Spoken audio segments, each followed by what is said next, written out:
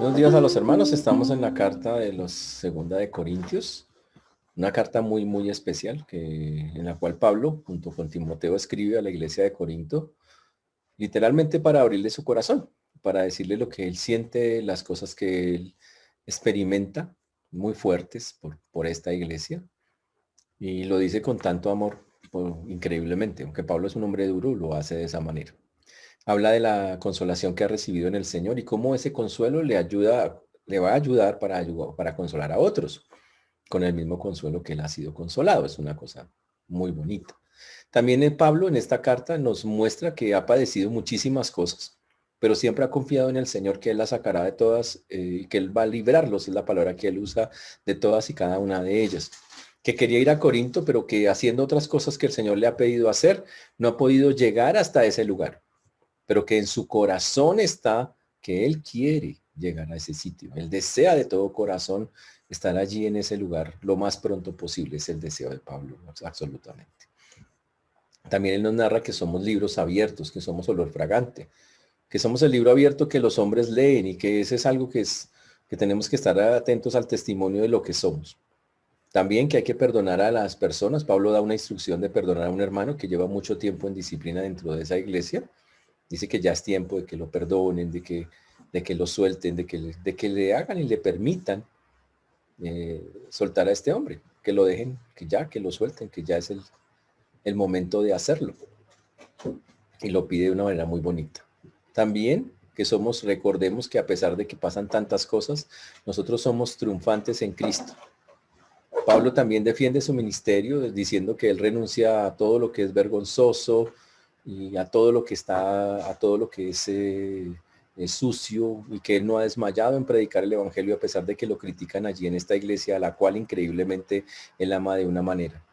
Que tenemos un tesoro adentro que está en vasos de barro, que no somos el cuerpo, es el vaso de barro que se deshace, pero adentro hay un tesoro gigante y que él dice que ese tesoro tiene que seguir siendo sacado y predicado a todas las naciones. También que tenemos un ministerio, que si hay algo tiene que hacer el creyente, que si en algo se tiene que preocupar, es por reconciliar a los hombres con Dios. Es todo el ministerio de un creyente, reconciliar a los hombres con Dios. Que eso es realmente lo importante y lo valioso en cualquier tiempo que estemos. Pero también el Señor dice que nos alejemos de lo que nos sirve. Y básicamente el Señor nos está diciendo, como nos dijo la vez pasada, que no nos unamos en yugo desigual con los incrédulos. Y estuvimos hablando de ese yugo desigual, hasta dónde llegas. Hicimos las aclaraciones de qué es un yugo desigual para Dios. No es que no hablemos con personas no creyentes o cosas así. Es no participar en lo espiritual con Él. Y nuestra vida es espiritual. Y es no tener una comunión a lo espiritual en esas cosas, ni participar en las cosas no espirituales con ellos. Y se refiere específicamente a eso. Y estuvimos viendo al final que él hacía una serie de comparaciones que por qué tenemos que hacerlo, por qué qué concordancia tiene Cristo con Belial, el creyente con el incrédulo, el templo de Dios con los ídolos, porque somos templos del Dios viviente. Y sacaba él un pasaje del Antiguo Testamento, del libro de Levítico 26:12, que habitaré y andaré entre ellos y seré su Dios y ellos serán mi pueblo. Y por lo tanto el Señor daba una orden: salid del medio de ellos. Que si estábamos metidos en esas prácticas, huyéramos, saliéramos de esa clase de cosas, que nos apartáramos de las prácticas, ojo, con personas no creyentes en lo espiritual. Pero la Biblia dice: no toquéis lo inmundo y yo os recibiré. Y quedamos en ese versículo para entrar en el último, que es el versículo 18, 17, 18, cuando dice: yo os recibiré y seré para vosotros por padre y vosotros me seréis hijos e hijas, dice el Señor Todopoderoso. Y ahí es donde vamos. Y ahí vamos a retomar hoy el estudio en el 2 de Corintios, en el capítulo 6, el versículo 18. Oremos. Padre precioso, te damos gracias por este tiempo, gracias porque hasta aquí nos has traído, Señor, has sido bueno con nosotros. Gracias porque solo tú tienes palabras de vida eterna, porque solo tú nos guías y nos acobijas y nos acompañas, porque solo tú nos has cuidado y guardado, Dios. Gracias. Hoy pedimos, Señor, perdón por nuestros pensamientos, palabras o acciones que no te han glorificado. Rogamos que podamos tener una muy buena disposición, Señor, tanto para hablar como para recibir la palabra que tienes para nosotros. Danos un corazón humilde, un corazón que quiera aprender, un corazón que se quiera someter a estas verdades que tú expresas. Ten misericordia, Señor, de todos los que nos escuchan y de tu siervo quien habla, Señor, en Cristo Jesús. Amén y amén. Y Pablo, después de dar un montón de explicaciones de no unirse con los incrédulos en lo espiritual y de decir que huyan de esos lugares o de esos sitios o de esas personas, da la orden, salid en medio de ellos, como dice el versículo de 2 Corintios 6:17, dice, apartaos, que no os toquéis, y yo los recibiré y seré para vosotros por Padre. Es lo que quiere llegar y enfatizar, que cuando una persona se aleja de esta clase de cosas que son paganas, que no tienen nada que ver con el Señor, Él como Padre otorgará a sus hijos bendiciones, es lo que está diciendo. Y seré para vosotros por Padre, y vosotros me seréis hijos e hijas, dice el Señor Todopoderoso. Si yo soy un hijo obediente, wow, Dios va a bendecir a sus hijos obedientes. Y no estamos hablando de casa, carro y beca, ¿no? Ni de prosperidad, le va a dar una buena vida, una vida donde la persona puede tener esa confianza que Dios está manejando su vida, que está en control de su vida. Es eso. Literalmente es eso. Pero dice que se va a comportar como un padre. Y cuando dice que se comporta como un padre, debemos también tener en cuenta que el padre también, si el hijo se porta mal, lo va a disciplinar, ¿no? Eso también es muy importante. Por eso dice, y seré para vosotros por padre. Me comportaré como un papá. Y haré muchas cosas con ustedes. Y es lo que el Señor desea que enfatizar específicamente en este pasaje. ¿Qué significa comportarse como un padre? Pues que el Señor finalmente sí va a dirigir la vida de una persona que antes ha estado dirigida combinándola con personas que no son creyentes. Que ahora sí usted va a experimentar que este es un papá, tener de papá a Dios. Literalmente es eso. Usted lo va a experimentar. Y en eso es muy bonito. Obviamente, si no se porta muy bien, pues como ya les dije, habrá disciplina, pero si se porta bien, usted va a ver la mano de Dios en esa obediencia que usted tiene y Dios va a guiarlo y lo va a ir llevando hacia eso que Él desea y que Él anhela. Y obviamente, si usted fracasa en eso, si usted no permitimos que el Señor sea nuestro Padre, metiéndonos en yugo desigual con cosas que no son, pues obviamente también el Señor hace la advertencia que habrá consecuencias, como ya nos dijo. Porque Él dice, salid del medio de ellos, apartaos, dice el Señor. Y vamos a contaminar nuestra comunión con el Señor. Y va a interrumpirse esa bendición que Dios tiene hacia nuestras vidas, como debería ser. Por eso cuando llegamos al capítulo 7, el capítulo 7 comienza diciendo, así que, amados, puesto que tenemos tales promesas, limpiémonos de toda contaminación de carne y espíritu, perfeccionando la santidad en el temor de Dios. Dice, así que, amados, wow. Siempre Pablo es alguien muy especial. ¿Sabe cómo le hablaba a los corintios? De amados, como si fueran personas, y hoy lo era, él los amaba muchísimo, aunque los corintios, recuerden, había una parte de los corintios que lo querían mucho y otra parte que lo criticaban, lo juzgaban, le decía que él no podía, que él era un incompetente, que él buscaba era la plata. Pero él, a pesar de todo, a toda esa iglesia de Corintios le dice, amados, el amor entrañable que él sentía por esa iglesia. Y dice, puesto o dado que tenemos tales promesas, limpiémonos de toda contaminación de carne y espíritu. ¿Cuál es esa promesa? Uy, cuando una persona tiene las promesas de Dios, ¿sabe qué hace? Se separa de todo lo que no le sirve con Dios. Se separa de los incrédulos, como dice ahí, que no se deja de unirse en yugo desigual, deja de estar buscando el yugo desigual para estar bien, porque confía plenamente en las promesas que Dios le está dando. Hay creyentes que les gusta estar andando con no creyentes. No es lo que la Biblia nos pide hacer, a menos que sea para evangelizarlos, para ganarlos para el Señor. Pero muchos andan en las obras de los no creyentes, de los incrédulos, como lo dice la Biblia. Y el Señor dice, no hagas eso, ya que tenemos las promesas de Dios. Dice tales promesas. Y habla de toda la cantidad de promesas que el Señor tiene para una persona que está en Cristo. Las bendiciones que están en el Señor. ¿Recuerdan ese versículo de Romanos 12:1 que el Señor dice que no os conforméis a este siglo, sino que no que presentemos nuestros cuerpos como sacrificio vivo? Que nos transformemos por medio de la renovación de vuestro entendimiento. Dios quiere que hagamos eso, que no cedamos a lo que este mundo hace. Este mundo siempre va a querer que nosotros vayamos hacia un punto que no es. Y el Señor dice, ya que tenemos esas promesas tan bonitas de parte del Señor, ya que queremos agradarle a Él, no se conforme a lo que este mundo le ofrece, sino más bien haga la buena voluntad de Dios, que es agradable y perfecta, como está escrito en Romanos capítulo 12, versículos 1 y 2. Y dice, mire las promesas del Señor. ¿Dónde estaban las promesas del Señor? Todas estaban ahí en 2 Corintios 6, 16 al 18. Esas promesas, habitaré, andaré con ustedes, seré su Dios, serán mi pueblo. Entonces el Señor dice, mire, ya que ustedes pueden contar con esas promesas, hermano, ¿cuál debe ser la decisión de ustedes? Aléjense de todo lo que no tiene que ver con lo espiritual y de las personas que los están llevando a lo no espiritual. Pablo lo dice amorosamente. ¿Cómo lo resume él? Lo dice de esta manera, limpiándonos de toda contaminación de carne y espíritu. La palabra contaminación es la palabra moluscus. Molusmus. No moluscos, molusmus. Una palabra así toda. Y tiene que haber la contaminación, se refiere aquí a la contaminación religiosa. Y el Señor pide a los creyentes que se limpien de todas las cosas religiosas falsas o la religiosidad falsa que puede haber en sus vidas. Que no se asocien más con eso. No solo es limpiarse, ojo, de la inmoralidad y del pecado. Ahora dice, mire lo que usted a veces, de esa espiritualidad que no es espiritualidad para Dios, de esa falsa espiritualidad. Y el Señor dice, límpiese de eso, de esa religiosidad.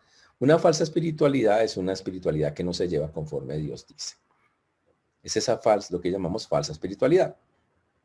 Ser un religioso, alguien que hace las cosas por hacerlas, que no hay un interés genuino en meterse con Dios, solo me gusta eso y como que lo leo y como eso, pero David le dice, no, sálgase de esas cosas.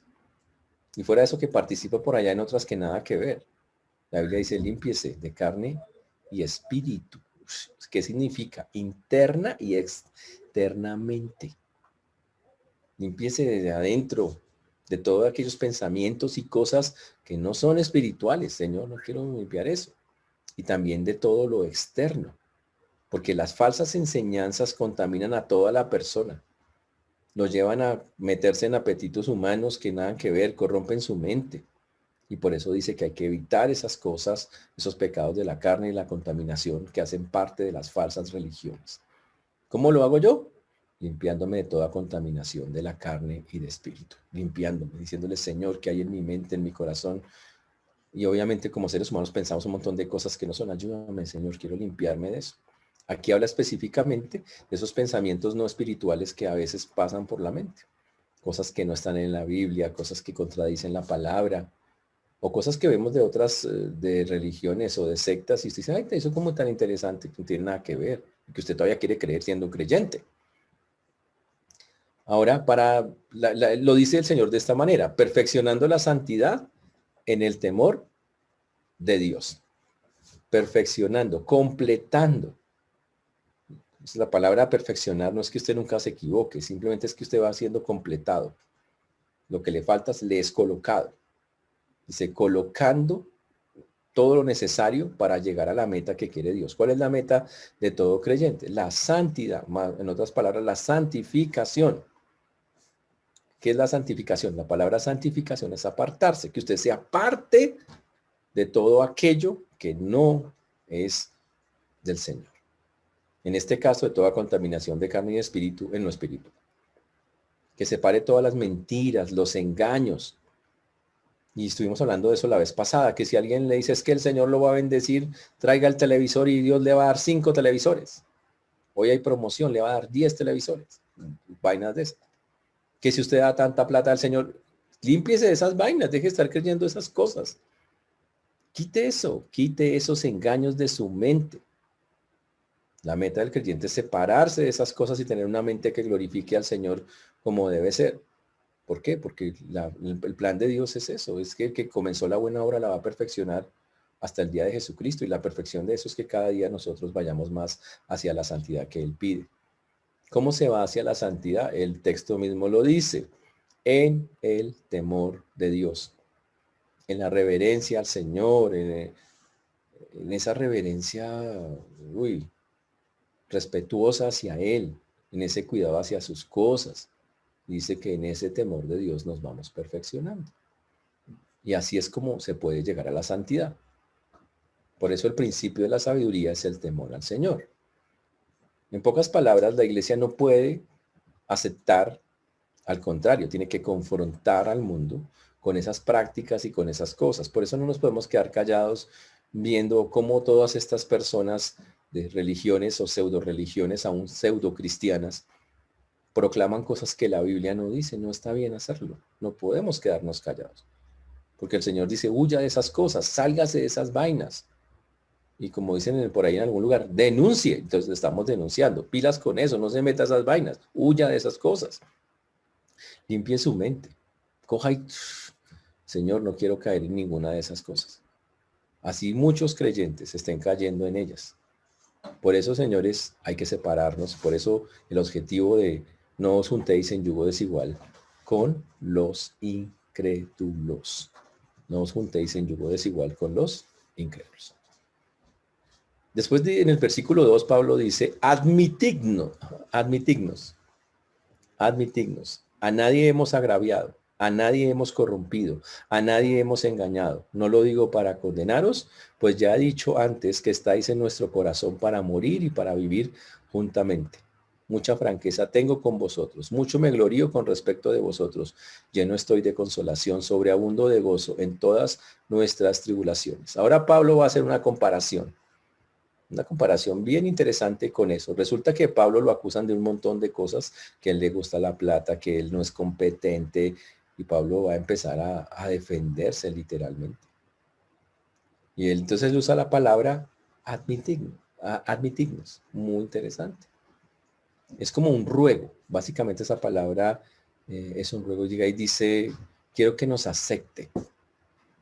Quiero que nosotros miren, que ustedes miren en su corazón quiénes somos nosotros y digan si todo lo que están diciendo de nosotros es verdad.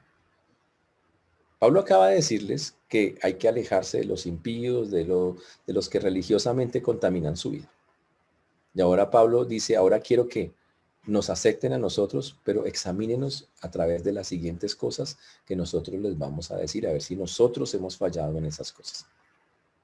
Pablo quiere mostrar que es alguien distinto y diferente a todos esos falsos maestros que están en Corinto acusándolos de cosas y cosas que él no son.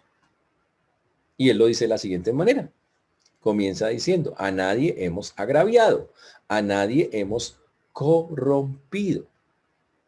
La palabra agraviado significa a nadie hemos tratado injustamente, a nadie hemos injuriado. Dice, nosotros no hemos ofendido a nadie, no somos groseros, no somos altaneros. Hablamos con amor, básicamente lo que le está diciendo. A Pablo lo acusaban de que él era una persona que hablaba mal, que atacaba a las personas. Pablo dice, no, yo quiero saber si en la congregación, recuerde que le está viendo a los corintios, ¿no? Él le dice, ¿quién está aquí que diga que yo le he ofendido de una manera terrible? Interesante, ¿no? Pablo, cuando le ha tocado hablar, siempre habla lo que es, habla fuerte, porque Pablo no es que hable suavecito, pero habla con amor y habla las cosas tal cual son. Y él dice, creo que no he dicho nada que haya agraviado a la gente. También dice, a nadie hemos corrompido. Uy, corrompido significa corromperlo moralmente. Algo así como las malas conversaciones corrompen las buenas costumbres. La gente decía, no, es que Pablo corrompe la gente moralmente. ¿Pablo corromper la gente moralmente? Uf. Pablo dice, al contrario, yo creo que he mostrado una tremenda pureza, he mostrado una tremenda preocupación. Y jamás Pablo en ninguno de sus escritos animaría a una persona que moralmente se tuerza. Jamás. Pablo dice, quiero que miren eso. Ahora, Pablo escribió, recuerden, acaba de escribirlo de no os juntéis en yugo desigual con los incrédulos, para que los corintios hagan una comparación. ¿A qué grupo yo pertenezco? ¿A los incrédulos que hacen todas esas cosas que yo acabo de denunciar? ¿O a este grupo? Al grupo del que estoy diciendo al que pertenezco, en el cual yo estoy diciendo, mire, mi vida es esto, examínenla. a nadie he agraviado, a nadie he tratado de corromper moralmente, nada que ver. Después añade una cosa más, a nadie hemos engañado, a nadie hemos engañado. Significa, a nadie hemos defraudado. No hemos hecho cosas para nuestro propio beneficio, no le hemos sacado a la gente la plata, ni las cosas, ni el televisor, ni las joyas, ni la llave de la moto, ni la llave del carro, como en algunos lugares. Los falsos maestros sí hacen, y hasta el sol de hoy lo hacen. Pero la Biblia dice, nosotros no hemos engañado a nadie, no le hemos quitado nada a nadie, no hemos, el texto significa, no hemos manipulado a las personas para nuestros propios fines económicos. No lo hemos hecho. La gente que está allá en Corintios sí los está engañando y sacándoles cosas, pero nosotros no lo hemos hecho. Interesantísimo eso. Y por eso Pablo les aclara acá, nosotros no hemos usado y sacado provecho de nuestra relación con ustedes. Y algo que debe quedar bien claro, ninguna iglesia sana saca provecho de las ovejas. No hace eso. No las tumba, para decirlo en términos que nosotros entendemos. No hace eso.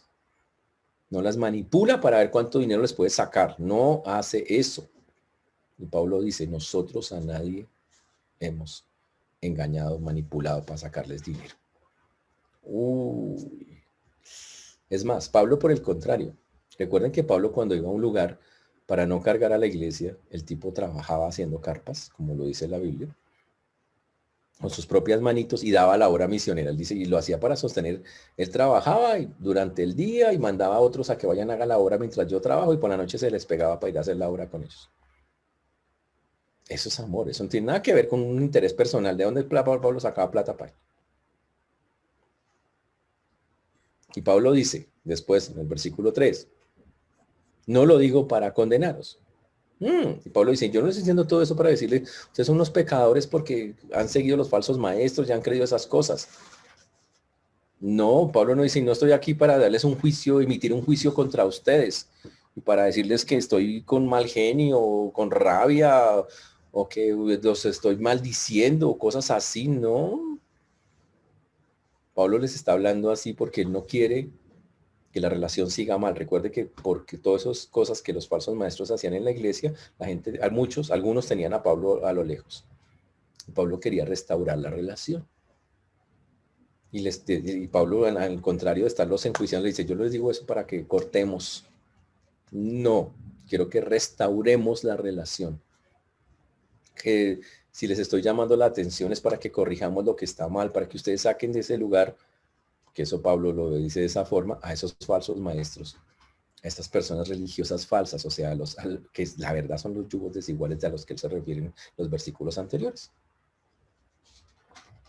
Y por eso dice, no estoy aquí para hacer un juicio final. Quiero que tomen en cuenta esto, tomen las medidas, porque para condenarlos no está. Y Pablo explica por qué no está para condenarlos.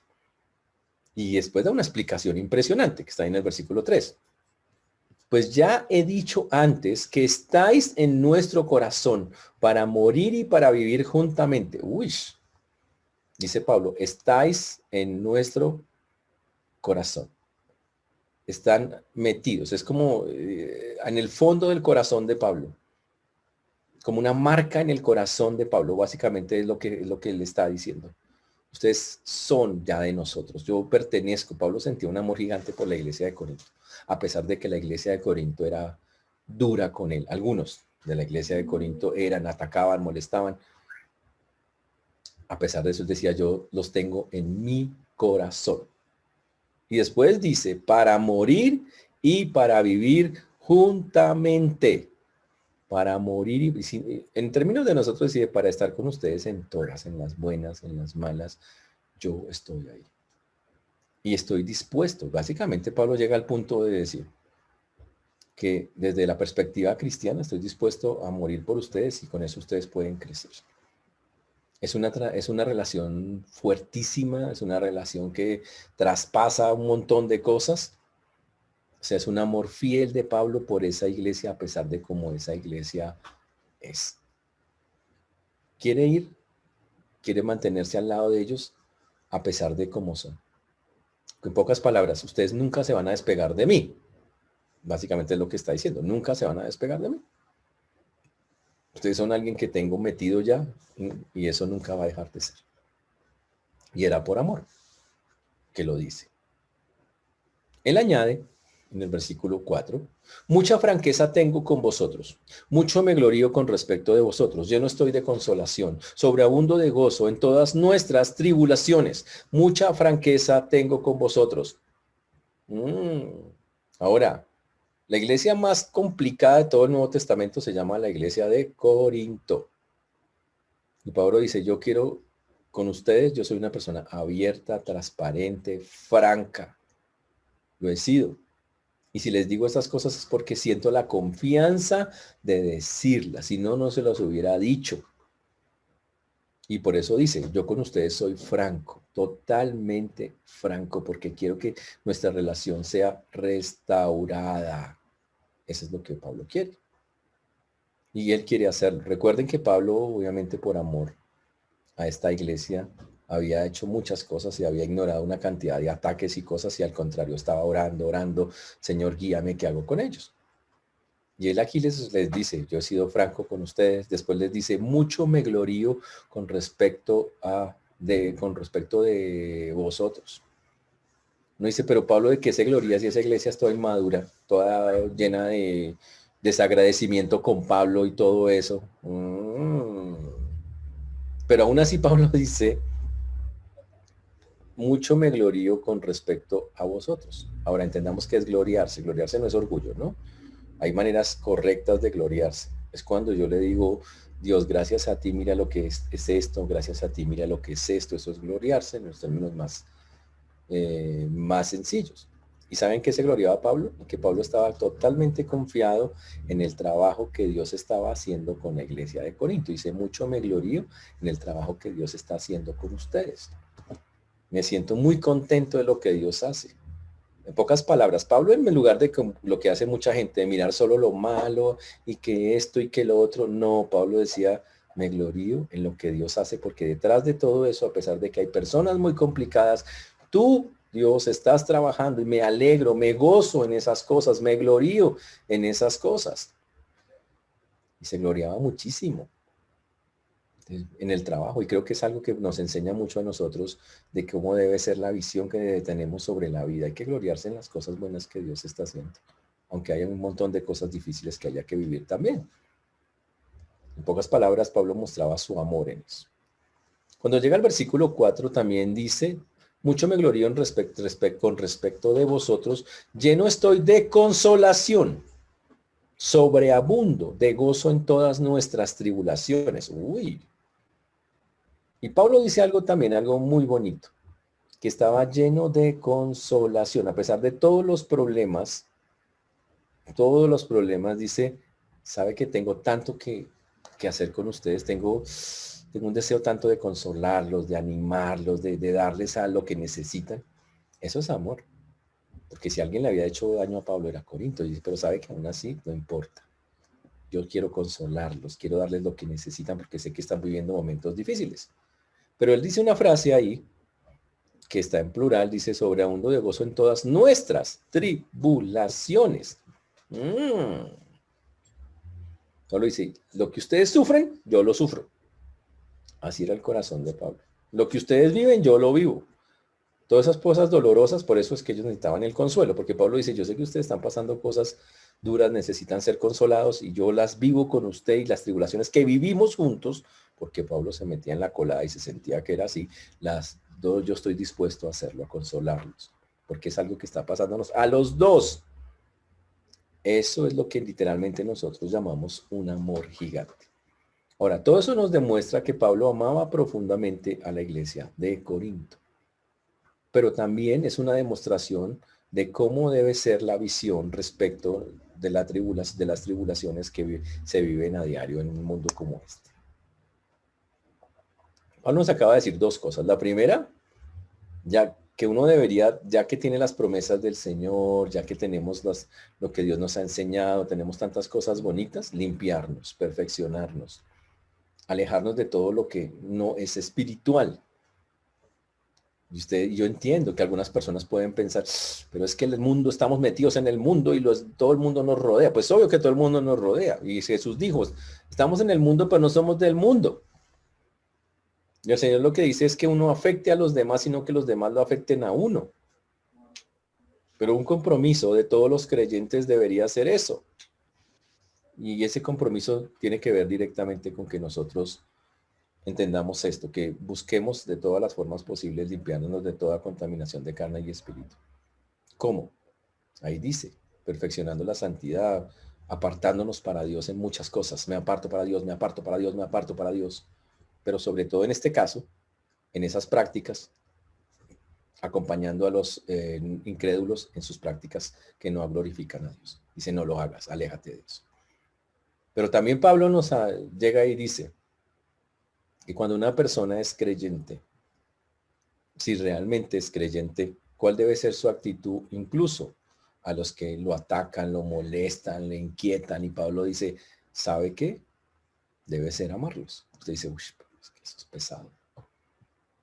Pablo ama a Corinto, que Corinto le ha hecho un profundo daño.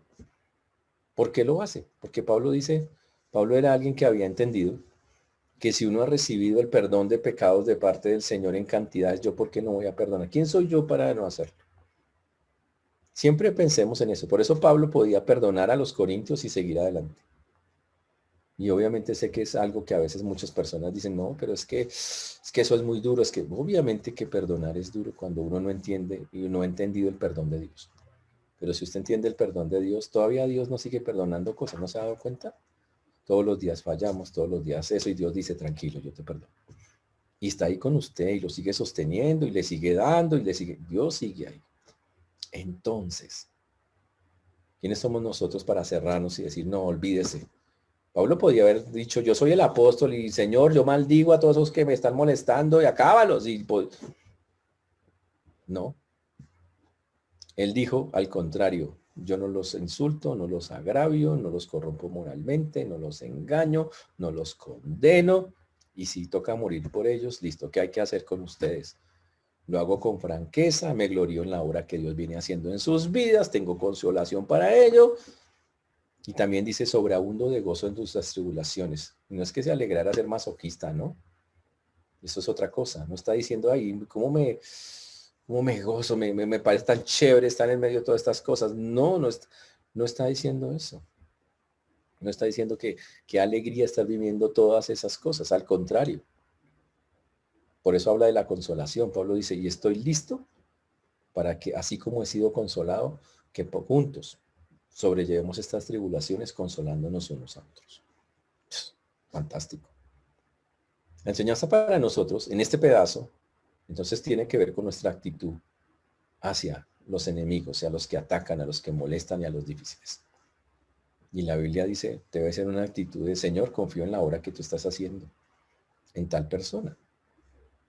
Por ejemplo, si en la iglesia hubiera, aquí no hay, porque aquí todos son, las aureolas yo las veo desde aquí, todas son violentas aureolas que se les ven a ustedes. Pero si hubiera cabras entre nosotros, cabras, no ovejas, sino cabras. Y molestaran así, molestaran y que Señor, bendícelas, ayúdales, puedo hacer algo por ti, puedo estar, esa es la actitud. Y hasta donde más se pueda ayudar.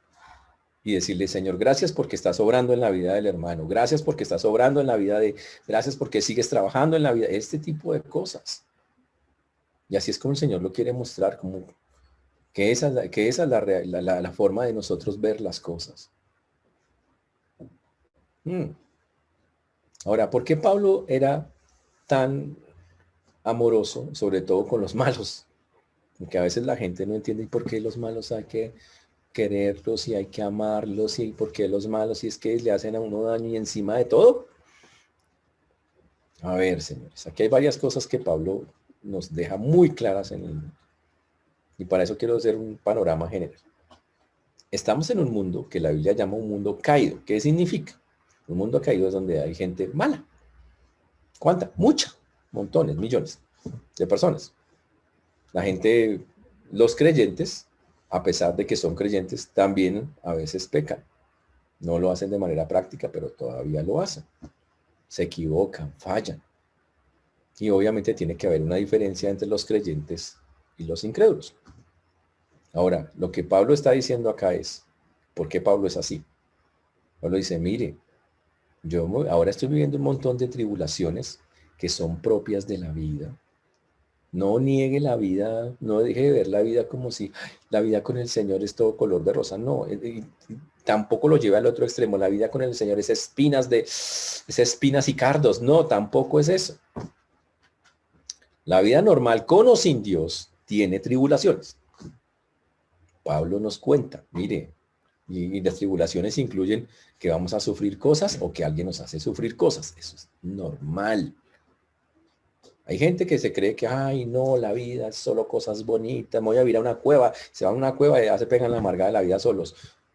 Olvídese, eso tenemos más bien es que frentear la vida. El Señor dijo, no quiso sacarnos del mundo. Dijo, están en el mundo, pero no son del mundo y no nos va a sacar de ahí. Y estamos en la mitad. Entonces el Señor, por eso necesitamos aprender y Pablo, qué hacer ante un mundo que nos ataca y nos molesta. Y Pablo dice, tengo tanto agradecimiento por el Señor, por todo lo que ha hecho por mí, que mi decisión con respecto al mundo que me rodea y que es así todo intenso conmigo es amarlo. Y la decisión que Pablo, y obviamente aplicándolo a nuestras vidas, ¿qué hacemos con este mundo? Este mundo me refiero a todo lo que está a nuestro alrededor, creyentes y no creyentes. Y la Biblia dice, hay que amar a este mundo tan difícil y tan complejo que tenemos alrededor. Hay que amarlo. ¿Se lo merece? No. ¿Yo me lo merezco? ¿Que Dios me ame? No. Pero el Señor dice, ámelo. ¿Por qué entrar así en...? A ver, yo quiero preguntarles a ustedes ahí, los que están ahí viéndome. ¿Han ganado algo con esa actitud de rabia y de ira y de enojo y de... no ganan nada? O de tratar de vivir una vida separada, es que no, mejor dicho, yo odio, aborrezco y ¿han ganado algo con eso? Y la respuesta no han ganado nada. Solo amargar su corazón una y otra vez. Tenemos que aprender a lo que dice Pablo. Pablo ruega acá y dice, admítenos. Le dice a los corintios, que son como sus enemigos, ¿no? Admítenos. Ahora puede que alguien nos esté diciendo hoy a nosotros, admítenos. Ojo con eso. Que nuestro corazón no se cierre. Porque eso es lo que Pablo está diciendo. Ahora, Pablo, para que la idea quede más concreta, nos va a contar algo que le pasa a él. Está ahí en el versículo 5.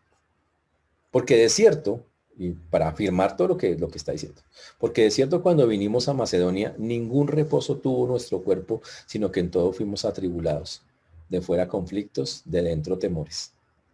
Pero Dios, que consuela a los humildes, nos consoló con la venida de Tito. Y no solo con su venida, sino también con la consolación con que él había sido consolado en cuanto a vosotros, haciéndose saber vuestro gran afecto, vuestro llanto, vuestra solicitud por mí, de manera que me regocijé aún más. Es un pasaje muy bonito. Y Pablo, para afirmar cómo es que funciona la vida real, yo quiero, muchachos, que dejen de pensar que la vida, vamos a ser creyentes serios, ¿sí? Un creyente serio dice, estoy en un mundo caído, hay sufrimiento, es normal que haya sufrimiento, eso no es de que hay sufrimiento. ¿Quiere ver el sufrimiento? Matrimonios destrozados, hijos desobedientes, amistades rotas, gente con dolores profundos, es un mundo caído. Ahora, si eso incluye a creyentes, pues todavía es más duro el asunto. Eso pasa. Ahora, y no estamos exentos por ser creyentes de que eso pase. Alguien me escribió al lugar para contestar. Me dijo, qué bueno que algunos creyentes estén saliendo y el Señor por su misericordia los esté salvando, sacando del COVID. Pero ¿por qué están muriendo tantos creyentes? Y sí, sabemos que muchos creyentes están muriendo en este momento, no solo en Colombia. El pastor Acho en Perú nos contaba que perdió 20% de su iglesia. Otras iglesias en Perú, muchas iglesias perdieron 10, 20% de sus miembros por COVID muertos. Impresionante. Y entonces obviamente la persona dice, ¿por qué pasan esas cosas? Fácil. Primero, Dios es soberano, él recoge a los suyos cuando Él quiera y es parte de la muerte, es parte de la vida. Usted no tiene la vida comprada, ni yo. El día que Dios nos quiera recoger, lo hace. Y lo puede hacer a través de una enfermedad. Es más, la mayoría nos vamos a enfermar y alguna cosa vamos a morir. La de moda es el COVID. Y si Dios lo quiere hacer, y vacunado, así esté vacunado o no, se lo quiere llevar, se lo va a llevar. Él es Dios. Ahora, ese es el punto. Nosotros no podemos evadir las realidades de la vida. En la vida, aunque la vida con Dios es muy bonita, porque no es que vamos a llevar eso al extremo, hay momentos de sufrimiento, de tristeza, duros, que si un creyente lo sabe llevar, duran un poco de tiempo, no todo el tiempo.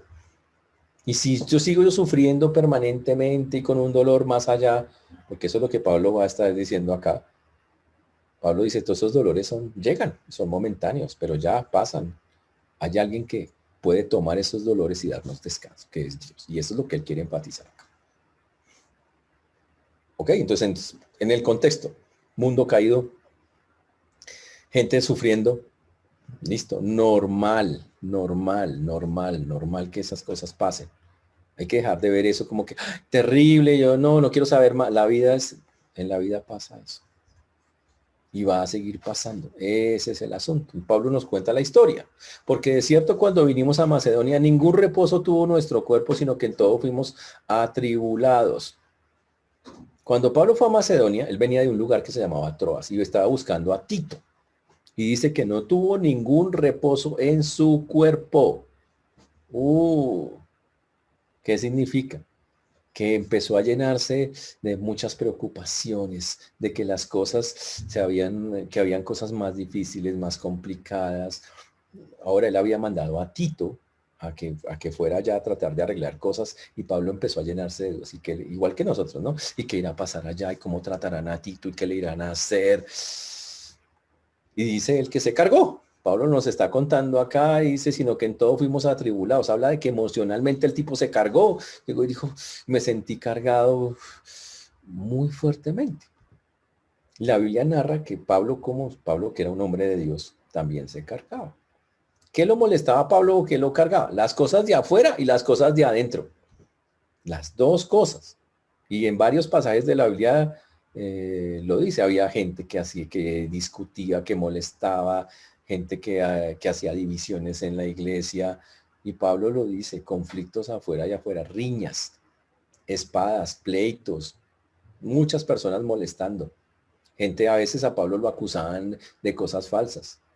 Temores que llenaban, y eso es otra cosa, muchos temores que hoy en día también cogen a muchos creyentes. Aquí lo dice, de fuera, conflictos, peleas de todo tipo. De dentro, temores, miedos grandes. Ahora, ¿qué va a pasar? Presiones, y eso son presiones para la vida. Ese es el asunto. Y ahí viene, ¿qué hace Dios cuando hay presiones? Ahora, primero, ¿qué debe hacer un creyente? Pues entender que son normales.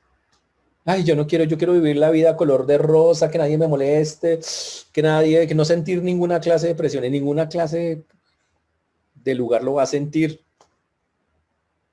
Reacciones, sea realista, hay que vivir en el mundo en que estamos.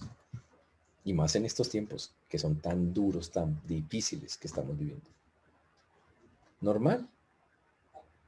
Por eso aquí Pablo dice, la vida normal, y ojo, no porque sea creyente, pregúntele a uno de afuera si no vive temores también, a cualquiera, ¿ok? Pero Pablo cuenta su experiencia y dice, mire, como a cualquier persona, creyente o no creyente, vinieron las presiones. De afuera esto, me molestan con esto, de adentro, mi mente pensando y llenándose de dudas y de dudas y de dudas. Pero entonces cuando aparece Dios, y ahí es donde viene el punto. Lo que debería pasar en la vida de un creyente cuando están todo este tipo de cosas es hacer exactamente lo que dice Pablo acá. Dice, pero Dios, ¿qué significa? Esperar el actuar de Dios. Y aquí apareció.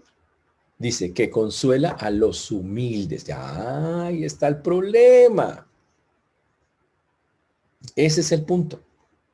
¿Quién es un humilde? No estamos hablando de alguien que pobrecito y que no. Estamos hablando de una disposición de alguien, obviamente, que en este caso específico está abatido, descorazonado, que siente que que siente que su condición es, Señor, no tengo nada, pero ojo, pero es humilde con Dios. ¿Sabe qué dice Dios o qué promete Dios? Dice, a estos son los que yo consuelo. Yo soy el Dios de consolación. A los que tienen un corazón así, en momentos así, que dicen, Señor, no puedo, esto es tan difícil, solo tú puedes hacer, solo tú haces, hazlo tú, hazlo tú. Y Dios lo hace. Ahora, ¿cómo lo hace Dios? Esta es la parte interesante.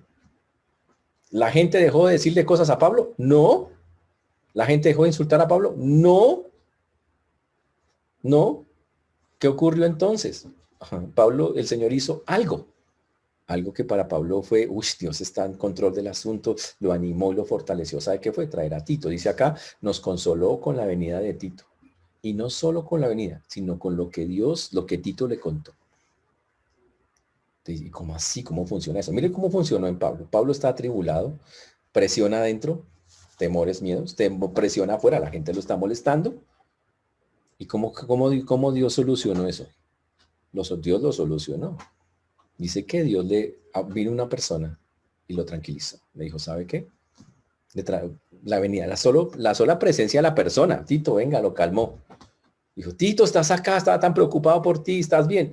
Tran, listo, ya 1, 2, Tito empezó a hablar. Te dijo, sí sabes lo que Dios está haciendo allá en esos lugares donde me mandaste, ¿no? Y Tito empezó a contarle, mira, me pasó esto, me pasó aquello. Y Pablo se dio cuenta que Dios había estado utilizando a Tito y consolando a muchas personas que tenían también tribulaciones y cosas allá donde él lo había mandado. Y Pablo, su corazón, se alegró. Qué chévere Dios, tan bonito el Señor. Y todas esas presiones que no pararon porque la presión de afuera no se quita, el mundo seguirá presionando. Los temores de adentro van a intentar seguir viniendo a menos que usted controle su mente. ¿Sabe cómo los calmó, Señor? Con las cosas que Dios estaba haciendo. Entonces, vamos a aplicar eso al día de hoy. Las presiones de afuera. ¿Cuándo fue? Hace 17 meses, 18, bueno, más de un año y pico. Una señora dijo, vamos a guardarnos 3 días, 4 días máximo. Nos encerró un año y pico. Y la presión de cada día que pasaba era más fuerte. Y por dentro, los temores. ¿Qué tal me contagio? ¿Y si me contagio? ¿Y si me empeoro? ¿Y si más cosas? ¿Y si... Eso lo vivieron los creyentes y los no creyentes. ¿Ok? El no creyente. El no creyente de ahora qué va a pasar, la desesperación, y si esto, y si lo otro, y si lo uno, y si lo otro, y normal. Porque la vaina fue para todo el mundo, eso no fue para uno solo, para todo el mundo. Pero ahora el creyente, listo, la misma presión. Y quiero que entiendan que es presiones que no paran, son muchas presiones, pero hablemos solo la del COVID. Empezaron con 1.000 contagiados, 2.000, 5.000, hoy hay 31.000 diarios. Cifras locas, corridísimas. Y mucha gente, y antes era la presión, ¿no? Era, le pasó al amigo de mi amigo por parte de mi abuelito. No. Después no, le pasó a alguien cercano a mi abuelito. Después le pasó a mi abuelito. Le pasó a mi tío, le pasó a mi hermano, me pasó a mí. Ya, tú. Presión. ¿Cómo se maneja? No podemos evitarla, estamos en el mundo. ¿Qué vamos a hacer? ¿Qué va a hacer usted la siguiente pandemia que llegue? Si no aprendió en esta, grave. Tenemos que estar listos porque estamos en un mundo que está caído y va a seguir cayendo. Y van a pasar cosas. Y asustarse no aguanta, toca frentearlo. Y cogerla bien y entender que aunque habrá momentos así, habrá muchos buenos y otros así difíciles. Y cuando lleguen, aquí viene el punto. ¿Qué consoló a Pablo? Lo que Dios estaba haciendo. Y yo quiero que se pregunten por un instante, ¿qué hizo Dios o qué está haciendo Dios en medio de lo que usted está viviendo? Ahora, ¿hacemos la lista? Hagamos la lista. Lo ha sostenido. Muchos no han podido trabajar, tuvieron que cerrarse, muchos se han enfermado y ahí estuvo Dios con ellos. Se han llegado más lejos o están en este momento. Tenemos hermanos en los hospitales, entubados. Están allá. Pero Dios ha puesto todo, con los testimonios que escuchamos esta mañana, ha dispuesto hasta los sitios para que estén. Dios lo está haciendo. ¿Qué me tiene que consolar? Dios, tú estás ahí, tienes el control. Yo no puedo evitar, me cuido obviamente, pero no puedo evitar si me llega o no me llega. Eso ya va más allá. Pero entiendo que tú eres el Dios que consuela y cuando me llegan los temores a la vida, cuando me llega la inquietud, gracias Señor, tú estás haciendo esto, listo. Recuerden, no es que pase lo que yo quiera, es que entiendo que Dios tiene el control de eso. A Pablo no lo dejaron las depresionar. A Pablo le siguieron atacando por todos lados, pero Pablo dijo, no importa, más importante es lo que Dios está haciendo y eso me tranquiliza y vivió gozoso en medio de la tribulación. Ese es el concepto de gozo en medio de la tribulación. Sí, están pasando muchas cosas y al lado, como dicen los textos y los salmos, caen 10,000, 1,000 y 10,000 a mi diestra, a mi siniestra, pero ¿sabe qué? Por alguna razón Dios me tiene aquí. Y por eso Pablo dice, en medio de todo eso, gozoso. Gracias, Señor, por lo que estás haciendo. En medio de todas las cosas. Y un creyente tiene que pensarla igualito. Esto es lo que Pablo está diciendo específicamente en este texto. Yo así es como me consuelo. Ahora, ¿qué va a pasar? Ahora, ¿qué pasó con Pablo después de eso? Pues lo siguieron molestando. Tuvo algunos momentos, otros más así difíciles, y lo mismo, usted siempre va a encontrar que Pablo cada vez que tuvo un momento así de presión externo, interno, acudía a Dios y Dios, algo pasaba, Dios le decía, mire lo que estoy haciendo acá, mire lo que estoy haciendo acá, o mire lo que estoy haciendo en su vida, y ya Pablo decía, listo, Señor me consoló, listo, hágale, y seguía viviendo tranquilito en medio de todo lo que no podemos quitar. ¿Entendemos eso, hermanos? Así es como funciona. Ahora Pablo, imagínense, Tito llega y Tito era como Timoteo, era un hijo para Pablo.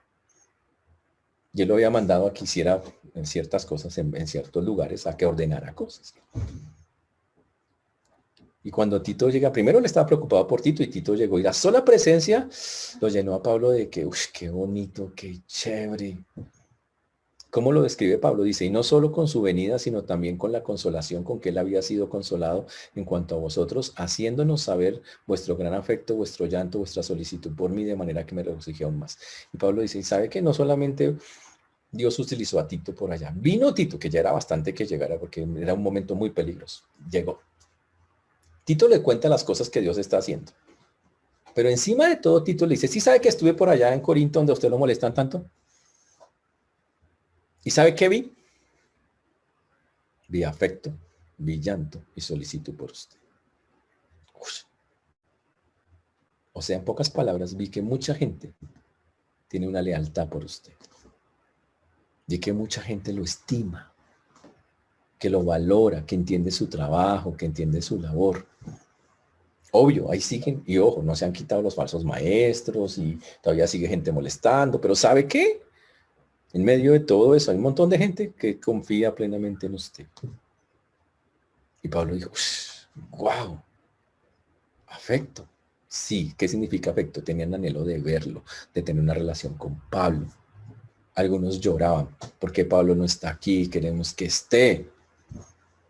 Y ahí dice que también tenían solicitud, significa queremos que esté pronto, porque queremos arreglar. Solicitud, rapidez, queremos que rápidamente estemos ahí juntos otra vez. Fantástico. Ese es el punto. Por eso nuestra confianza, señores, no está en las cosas, no debemos poner nuestra confianza en las cosas malas que están pasando, y porque uno escucha las noticias y no mire noticias, ¿ok? O sea, preferiblemente. ¿Qué está pasando? Está empeorando la situación en Bogotá, más terrible, ahora más terrible, todos los días, hoy nuevo récord, llevamos yo como 2 semanas escuchando, nuevo récord, nuevo récord, nuevo récord, y no son récords buenos. Todos los días marcan un récord mal en las cosas duras que están pasando. Saben que nosotros no podemos hacer nada contra eso, es algo que está ahí, va a estar. Y después de este seguro llegarán otros, no importa. Eso no es en lo que tenemos que estarnos fijando. Tenemos que estarnos fijando en que Dios, ojo, en que nuestro corazón no sé, hay dos formas de tomar esto. Algunos lo toman humildemente como Pablo lo tomó y algunos lo toman como rabia contra el mundo y contra Dios. Ay, pero ¿por qué pasan las cosas? ¿Y por qué esto? ¿Y por qué lo otro? Y... ¿Cuál lo estás tomando tú? Si lo tomas como Pablo lo tomó, con un corazón humilde, y significa, Señor, esto me duele, esto, pero está bien, ayúdame. No quiero, o sea, no quiero estar sintiendo estas vainas y... Entonces Dios, de alguna manera, a través de la oración, por personas, por cosas que te dice, va a consolar tu corazón y tú vas en medio de la tribulación a estar gozoso y vivir tranquilo en medio de todo. O toma la opción 2, no hagas nada, quéjate contra el mundo, pégate la estrellada y sufre, porque ahí no hay salida.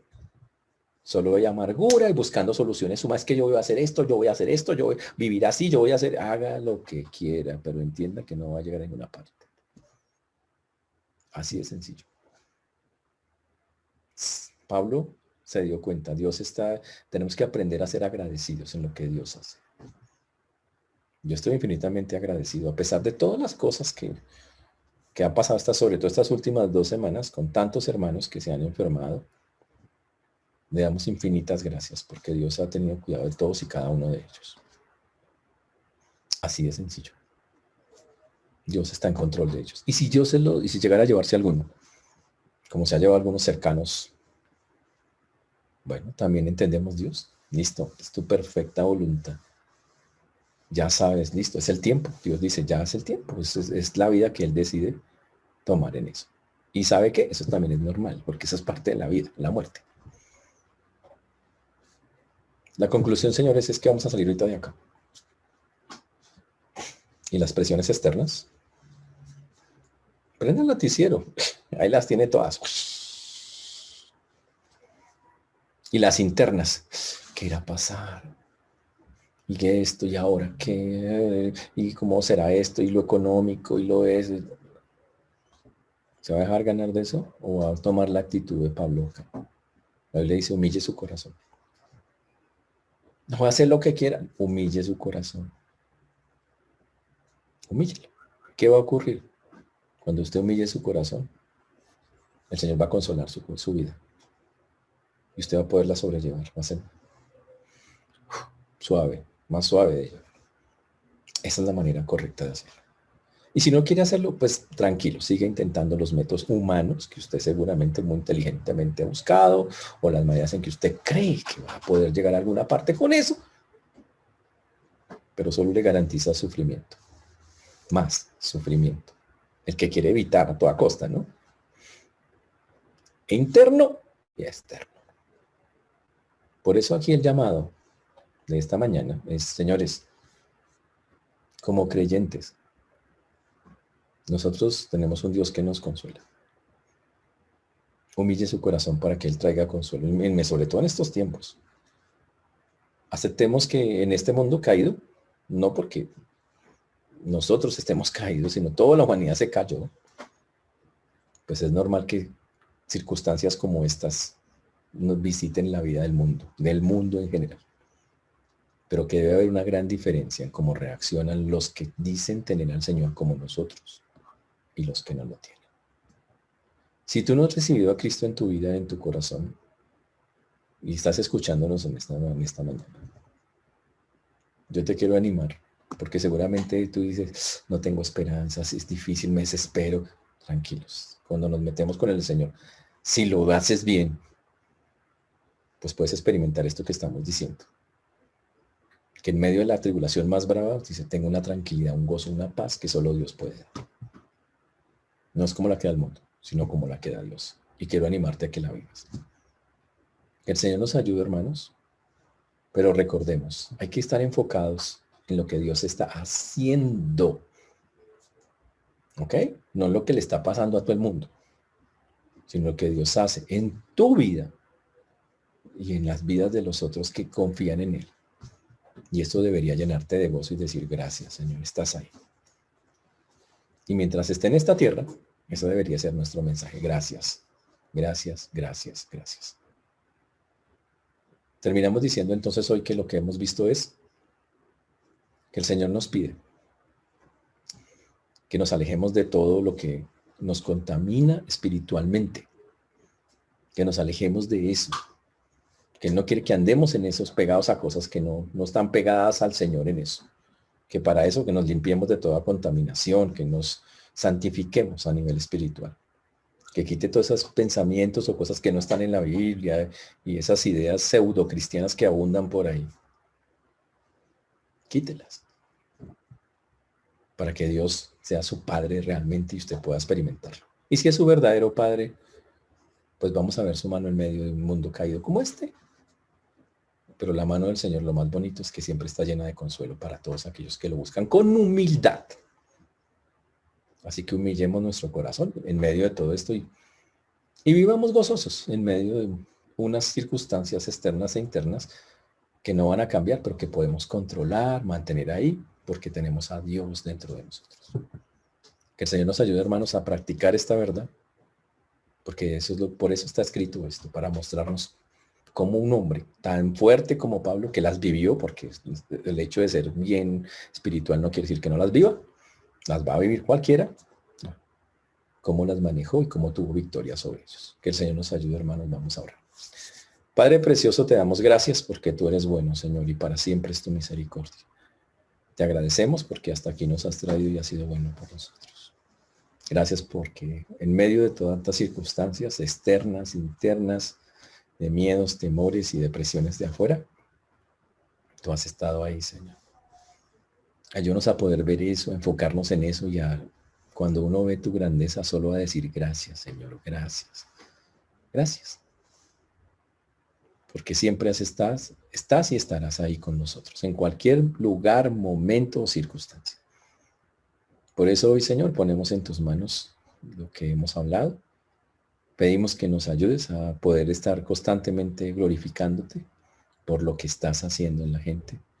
Ayúdanos a dejar de enfocarnos en las cosas que por ser un mundo caído seguro pasan y seguirán pasando. Y más bien a mirar tu mano preciosa en medio de todo eso. Para, como decía Pablo, estar gozoso en medio de una tribulación. Hoy dejo en tu mano, Señor, la vida de mis hermanos y de todos aquellos que por una u otra razón están pasando por momentos complejos o difíciles, para que busquen ese consuelo en el único que lo puede dar, que eres tú, Señor. Y para que podamos consolar después a otros, como esta carta también lo enseña, después de haber sido consolados por ti. A ti la gloria, la honra y la alabanza damos, Señor, en el nombre